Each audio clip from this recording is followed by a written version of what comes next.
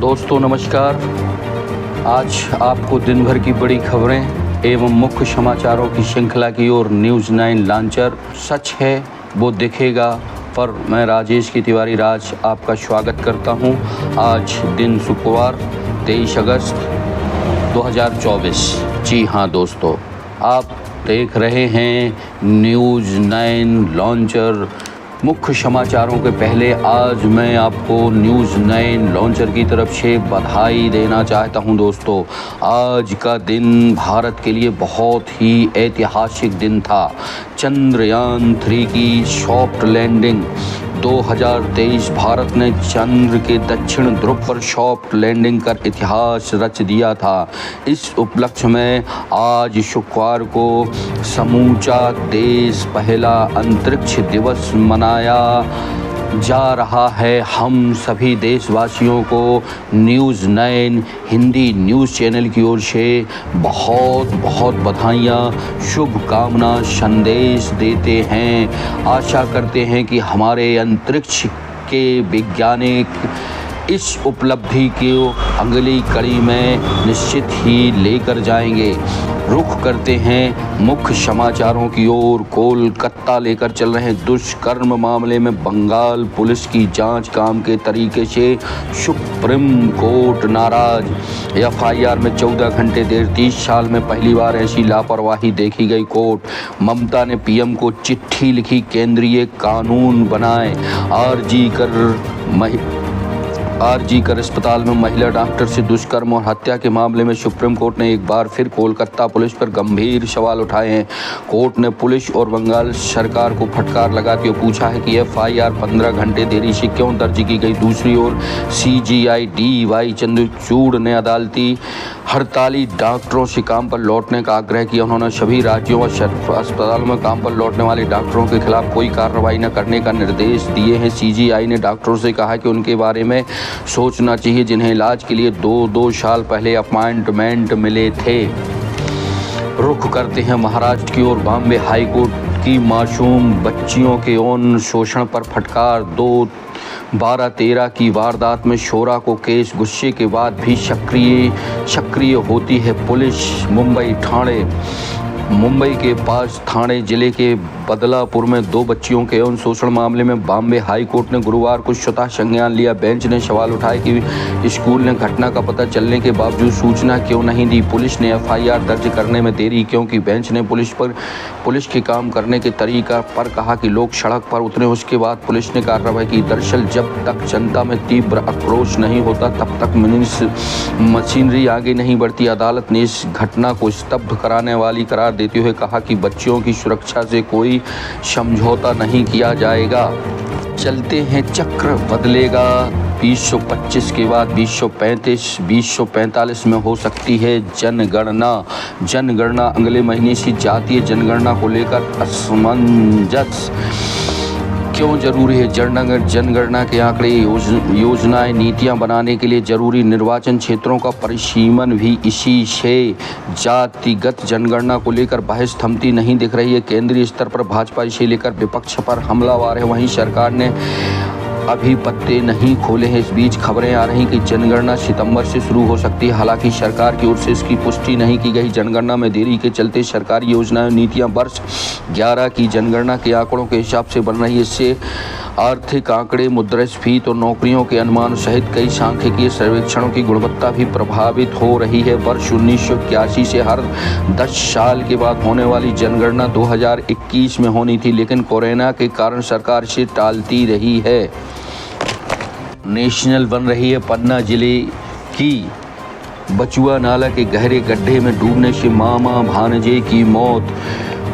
मध्य प्रदेश के पन्ना जिले के बिरजपुर थाना की चौकी पहाड़ी खेरा अंतर्गत आने वाले बचुआ नाला में ठेकेदार द्वारा गिट्टी के लिए पत्थर खोदने के लिए जेसीबी से गहरा गड्ढा खुदवाया गया था। गड्ढे के गहरे पानी में डूबने से गुरुवार की सुबह 9 बजे रिश्ते के मामा भांजे की मौत हो गई। जानकारी के अनुसार ग्राम जमुनहाई के श्री धीपाल का 22 वर्षीय पुत्र सुरेश पाल अपने भांजे रोहित पाल, पिता रमेश पाल उम्र 17 वर्ष निवासी ग्राम अमरहई व पुन्ना लाल, पिता मंगी लाल उम्र 17 वर्ष निवासी ग्राम कुंवरपुर थाना अजयगढ़ गुरुवार सुबह करीब 9 बजे बमचुआ नाला नहाने गए। सुरेश पाल ने नहाने के लिए गड्ढे में छलांग दी, जबकि वह डूबने लगा तो उसके बचाने के लिए उसका भांजा रोहित पाल भी कूद गया। दोनों चट्टानों में फंस गए और डूबने से उनकी मौत हो गई। लेकर चल रहे जम्मू कश्मीर, अब्दुल्ला ने किया गठबंधन का ऐलान। कांग्रेस नेशनल कॉन्फ्रेंस के साथ लड़ेगी चुनाव, 10 सीटों पर पैंच।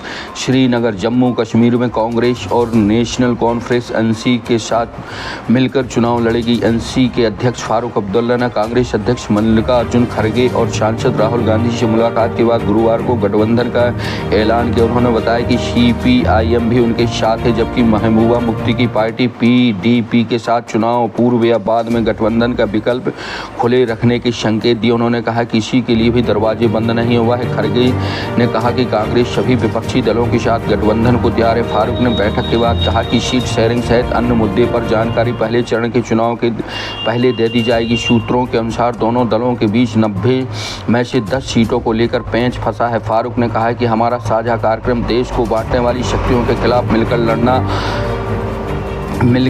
है। पूर्ण राज्य का दर्जा बहाल कराना प्राथमिकता।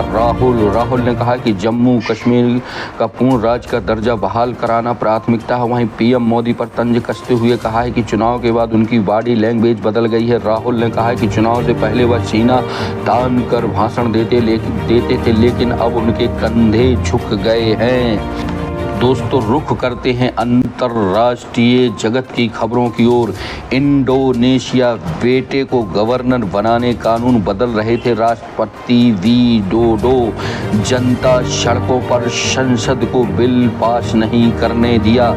जकार्ता, इंडोनेशिया की राजधानी जकार्ता में गुरुवार को हजारों देशवासियों सड़कों पर उतरे, संसद का घेराव किया। पुलिस के लाठीचार्ज से गुस्साए प्रदर्शनकारियों ने संसद पर धावा बोलते हुए बाउंड्री को तोड़ दिया और पुलिस पर टूट पड़े। इस प्रदर्शन की वजह राष्ट्रपति जोको विडोडो की सरकार के द्वारा लाया जा रहा एक बिल था, जिसके जरिए विडोडो सुप्रीम कोर्ट के आदेश का पलटकर अपने 29 साल के बेटे को जावा प्रांत का गवर्नर बनाना चाहते थे। लोकतंत्र के साथ इस खिलवाड़ की कोशिश से आम जनता भड़क गई। दरअसल मंगलवार को इंडोनेशिया के सर्वोच्च न्यायालय ने 30 वर्ष से कम उम्र के लोगों को गवर्नर पद के लिए चुनाव लड़ने से रोकने वाली आयु सीमा को चुनौती देने वाली याचिका खारिज कर दी थी, जिससे विडोडो के सबसे छोटे बेटे के संग परोंद मध्य जावा से चुनावी भाग ले रहे थे। इसके बाद राष्ट्रपति विडोडो ने कोर्ट के आदेश को पलटने के लिए गुरुवार को आपातकालीन सत्र बुलाया था, जिससे चुनाव सुधार और सुप्रीम कोर्ट के फैसले की बदलने की तैयारी थी। लेकिन इससे पहले जनता का गुस्सा फूट पड़ा। हजारों लोग सड़कों पर उतर आए, संसद का घेराव किया, बिल पास नहीं होने दिया। राष्ट्रपति को अपना फैसला टालना पड़ा। बांग्लादेश, जी हाँ, अब बाढ़ पर बवाल। यूनिस सरकार का आरोप, भारत के पानी छोड़ने से आई बाढ़। बांग्लादेश में बाढ़ के बाद एंटी इंडिया प्रदर्शन, भारत ने कहा आरोप निराधार।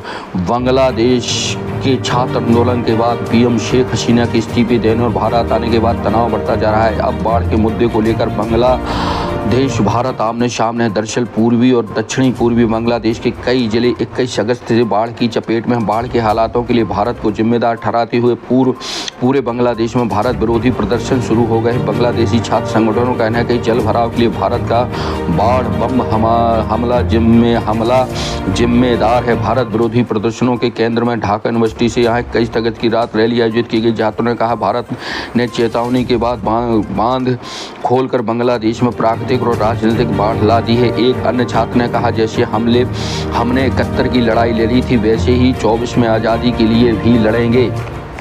त्रिपुरा में बाढ़ से 10 लोगों की मौत। मिजोरम में तीसरे दिन भी स्कूल बंद। आइजोल, भारी बारिश के चलते नॉर्थ ईस्ट के कई राज्य भयंकर बाढ़ की चपेट में। त्रिपुरा में रविवार से जारी बारिश ने संबंधित घटनाओं से 10 लोगों की मौत हो गई। भारी बारिश के कारण कम से कम 32,750 लोगों ने 330 राहत शिविरों में शरण ली है। इसमें कहा गया है कि पूर्वोत्तर राज्यों में 1900 से अधिक भूस्खलन हुए, जिसमें सड़क संपर्क बाधित हुआ है। पश्चिमी त्रिपुरा और सिपाही जाला जिलों में रेड अलर्ट जारी कर दिया गया। वहीं मिजोरम और आइजोल और कालीबंग के स्कूल गुरुवार को लगातार तीसरे दिन भी बंद रहे। भारत सहित 4 एशियाई देशों के लोगों को शरण देने पर ब्राजील का प्रतिबंध। डंकी रूस से अमेरिका और कनाडा में एंट्री के लिए आने वाले लोगों को ब्राज़ील नकेल कसने की तैयारी में है। यूक्रेनी सरकार रूस के साथ बातचीत की बना रही है योजना। कीवी यूक्रेन की सरकार रूस के साथ शांति वार्ता के लिए तैयारी कर रही। कीवी इंडिपेंडेंट समाचार पोर्टल ने यूक्रेनी राष्ट्रपति के करीबी सूत्रों के हवाले से जानकारी दी है। रिपोर्ट में बुधवार को कहा गया कि कीवी मास्को के साथ कैदियों की अदला बदली, खाद्य सुरक्षा और परमाणु सुरक्षा पर चर्चा कर सकता है। रूसी विदेश मंत्रालय की प्रवक्ता मारिया जाखुर ने 18 अगस्त को वाशिंगटन पोस्ट की रिपोर्ट पर टिप्पणी करते हुए कहा कि रूस और यूक्रेन के बीच कोई वार्ता बाधित नहीं हुई, क्योंकि बाधित करने के लिए कुछ भी नहीं है। उल्लेखनीय है कि यूक्रेनी सेना ने 6 अगस्त को सीमा पार कर रूस में प्रवेश किया और कुर्द क्षेत्र में आक्रमण शुरू कर दिया। हमले पर टिप्पणी करते हुए रूसी राष्ट्रपति व्लादिमीर पुतिन ने कहा कि यूक्रेन ने नागरिक ठिकानों पर अंधाधुंध गोलियां करके एक और बड़े पैमाने पर उकसावे की कार्रवाई की है। बताते चलें कि रूस यूक्रेन में लगातार युद्ध अभी भी जारी है। रुख करते हैं अमेरिकी चुनावों की ओर। अमेरिकी राष्ट्रपति चुनाव पूर्व राष्ट्रपति क्लिंटन बोले, ट्रंप अहंकारी है, उन्हें अपने फायदे के अलावा कुछ नहीं दिखता। न्यूयॉर्क से डेमोक्रेटिक नेशनल कॉन्फ्रेंस के तीसरे दिन अमेरिका के पूर्व राष्ट्रपति बिल क्लिंटन ने ट्रंप पर तीखा हमला बोला। उन्होंने कहा कि अमेरिका के पूर्व राष्ट्रपति व रिपब्लिकन उम्मीदवार डोनाल्ड ट्रंप ने अहंकार भरा है। वे हर समय अपने हित की बात करते हैं, जबकि इसके उलट उपराष्ट्रपति कमला हैरिस आम अमेरिकियों के हितों के बारे में सोचती। उन्होंने कहा कि मुझे लगता है कि 24 में हमारे पास स्पष्ट विकल्प है। कमला पहले खुद को साबित कर चुकी हैं, वहीं ट्रंप जिन्होंने लोकतंत्र को नष्ट करने के अलावा कुछ नहीं किया।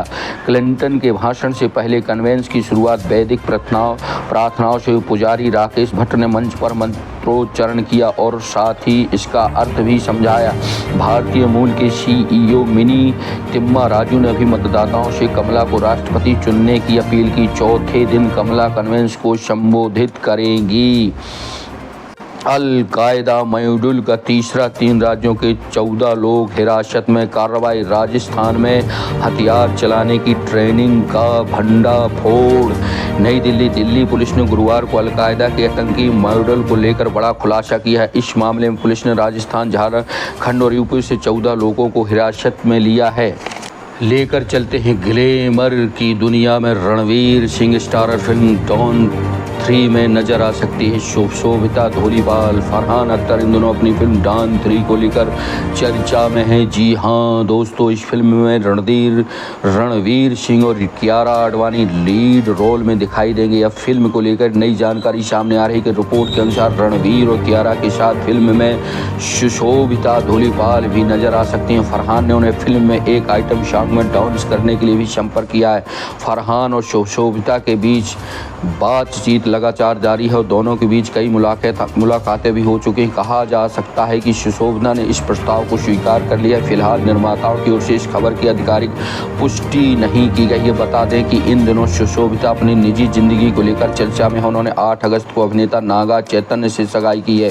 काम के मोर्चे पर बात करते हुए शोभिता ने साल 16 से आई फिल्म रमन राघव 2.0 से बॉलीवुड की दुनिया में कदम रखा था। प्राइम वीडियो की चर्चित web series made in heaven के जरिए शोभिता ने अपना OTT डेब्यू किया था। किसान आंदोलन। पंजाब हरियाणा के बीच स्थित शंभू बॉर्डर अब नहीं खुलेगा। किसानों से बातचीत को 7 दिन में समिति बनाए सुप्रीम कोर्ट। पंजाब और हरियाणा के बीच स्थित शंभू बॉर्डर फिलहाल नहीं खुलेगा, क्योंकि इस मामले में गुरुवार को कोर्ट में सुनवाई टल गई है। यूक्रेन युद्ध को खत्म कराने में भारत अपनी अहम भूमिका निभा सकता है। PM मोदी ने मिलने के बाद पोलैंड के PM से टॉक्स बोले। ब्रिटेन 15 लाख नौकरियों में से 5 लाख भारतीयों को मिली, ये अंग्रेजों से दुगनी है। थाने पर पथराव मामले में पुलिस आरोपियों कांग्रेस पार्षद के मकान जमी जो 3 कार सहित 7 करोड़ की संपत्ति 7 घंटे में ध्वस्त। सदर सहित 25 लोगों की हुई गिरफ्तारी। छतरपुर सिटी कोतवाली पर पथराव के मामले में मुख्यमंत्री डॉक्टर मोहन यादव के निर्देश के बाद पुलिस ने कड़ा एक्शन लिया है। वहीं इस मामले में संदिग्ध लोगों की पहचान की जा रही, साथ ही उन्हें जो है उनके अवैध मकानों को ध्वस्त किया जा रहा है, बुलडोजर चलाया जा रहा है। 12 IAS के तबादले। भोपाल वाणिज्य कर और कुटीर उद्योग विभाग के प्रमुख सचिव अमित राठौर को वित्त महकमा भी देने का आदेश 24 घंटे के भीतर बदल दिया गया है। राज्य सरकार ने बुधवार को 12 IAS अधिकारियों का तबादला की, जिसमें सामान्य प्रशासन विभाग के प्रमुख सचिव मनीष रस्तोगी को वित्त विभाग की जवाबदारी सौंपी गई है। इस फेरबदल में पिछले बताया गया है कि राठौर ने 20 अगस्त को जारी सूची में वित्त विभाग मिलते ही अगले दिन उच्च स्तर का तर्क दिया था, कामकाज बहुत बढ़ जाएगा। रस्तोगी PS वित्त, Manish Singh housing board commissioner. गिट्टी के लिए पत्थर खोदने बनाए गए गड्ढे में ली मामा और भांजे की जान, कमिश्नर YG ने लिया व्यवस्थाओं का जायजा। पन्ना हीरों की नगरी, मंदिरों की नगरी की ओर रुख करते हुए मुख्यमंत्री डॉक्टर मोहन यादव का रविवार 25 अगस्त को श्री बलदेव उत्सव हलसठी कार्यक्रम में पन्ना आगमन प्रस्तावित। तो मुख्यमंत्री के आगमन को लेकर समूची तैयारियों का जायजा जिले के संभाग के अधिकारियों द्वारा लिया जा रहा है। कस्बे में फिर शुरू हुआ चिट्टे और जुए का अवैध कारोबार।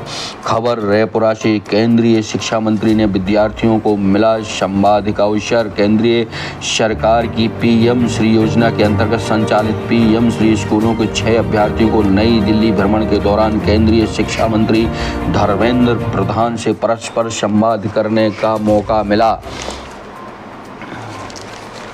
चोरी गए बकरा बकरियों को पुलिस ने 24 घंटे के अंदर किया बरामद। पिकअप सहित एक आरोपी किया गया गिरफ्तार, 2 हुए फरार। मामला पन्ना जिले के अजयगढ़ थाना के ग्राम पाठा निवासी फरियादी खड़ी कुशवाहा पिता सूर्या कुशवाहा उम्र 70 वर्ष ने थाना अजयगढ़ में 20 अगस्त को रिपोर्ट दर्ज कराई थी, जिस पर पुलिस ने तुरंत कार्रवाई करते हुए बकरियों को बरामद किया है।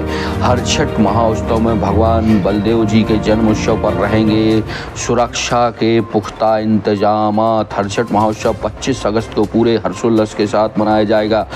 शहर के प्रसिद्ध व ऐतिहासिक श्री बलदेव जी मंदिर में श्री बलराम जी का जन्मोत्सव मनाया जाएगा, जिसकी तैयारियां जोरों से चल रही। ललितपुर सिंगरौली रेल प्रोजेक्ट के लिए अब की मिले 885 करोड़। ललितपुर सिंगरौली रेल प्रोजेक्ट के लिए केंद्र सरकार ने चालू वित्त वर्ष के लिए 850 करोड़ रुपए की राशि आवंटित की है। वित्त विभाग के वर्ष की तुलना में 150 करोड़ ज़्यादा, इसमें पिछले साल इसी 700 करोड़ रुपए दिए गए थे। राशि जारी के पिंक बुक के हवाले से रेल सूत्रों ने बताया कि इसी प्रकार सतना से रीवा के बीच रेल दोहरीकरण के लिए इस बार 40 करोड़ रुपए मिले हैं, जो पिछली वित्तीय वर्ष के मुकाबले 15 करोड़ कम हैं। बताते चलें कि अजयगढ़ से पन्ना के बीच 4 सुरंगें हैं। जानकारी बताए ललितपुर सिंगरौली रेल प्रोजेक्ट के अंतर्गत खजुराहो से अजयगढ़ के लिए टेंडर प्रक्रिया पूरी कर ली गई है। अजयगढ़ से पन्ना के बीच लगभग 5 किलोमीटर लंबी कुल 4 सुरंगें बनाई जाएंगी। सतना से पन्ना के बीच 73 किलोमीटर पर विद्युतीकरण के साथ ट्रैक वर्ष 2026 तक पूरे होने की उम्मीद जताई जा रही है। युवती पर गोली चलाने का आरोपी गिरफ्तार, कट्टा जब्त। घटना मामला सतना का बताया जा रहा है। दोस्तों, यह थे आज के दिन भर के मुख्य समाचार एवं बड़ी खबरें।